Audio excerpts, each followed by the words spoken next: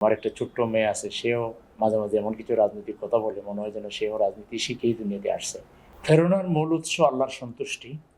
আমরা বিশ্বাস করি যে আমরা যে কাজগুলো করি আল্লাহ তাআলা এটাকে নেক আমল হিসেবে কবুল করবেন। অনেক কাজ করলেও মনে হয় যেন আরও কাজ করা দরকার। আমার সহধর্মিণী, তিনি মহিলা জামাত করেন এবং একটা ওয়ার্ডের সভানেত্রী। তিনি মানুষকে কোরআন তালিম দেন, কোরআন মশক করান, নিজে আরও উচ্চতর কোরআনের শিক্ষা অর্জন করতেছেন, চেষ্টা করেন ছেলে মেয়েদেরকে কোরআন শেখানোর জন্য। এবং আমি যে রাজনীতি করি আমাকে উনি সার্বিকভাবে সহযোগিতা করেন।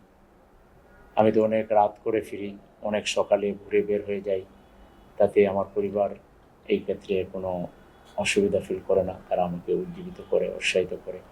আমার মেয়েরা ছাত্রীদের যে সংগঠন আছে, ইসলামী ছাত্রী সংস্থা, সেটা তারা করে। আমার একটা ছেলে আছে, সে শিশুদের যে অর্গানাইজেশন আছে সেটা করে। এবং আমার একটা ছোট্ট মেয়ে আছে, সেও গান গায়।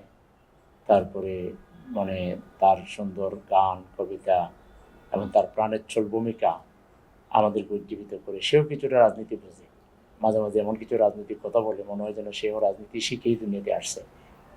তা আমরা পুরোটাই রাজনৈতিক পরিবার এবং আমরা একই মতাদর্শে বিশ্বাস করি, একই লক্ষ্য পানে আমরা চলছি। আমাদের কোনো অসুবিধা হচ্ছে না, আলহামদুলিল্লাহ। প্রেরণার মূল উৎস আল্লাহর সন্তুষ্টি। আমরা বিশ্বাস করি যে আমরা যে কাজগুলো করি আল্লাহ তাআলা এটাকে নেক আমল হিসেবে কবুল করবেন।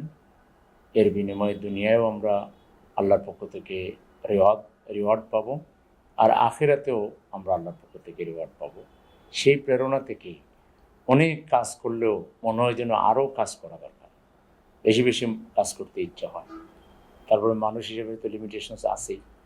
এই লিমিটেশনসকে ওভারকাম করে চেষ্টা করি সর্বোচ্চ সময় দিনের প্রতি দেওয়ার জন্য। সকাল থেকে দুপুর, দুপুর থেকে রাত অবধি সেই দিনের কাজেই ব্যস্ত থাকি, মানবতার কাজেই ব্যস্ত থাকি এবং বিশেষ করে মানুষের কল্যাণে কিছু করতে পারলে ভালো লাগে। এটাই হচ্ছে হকুল ইবাদ, মানে বান্দার হক।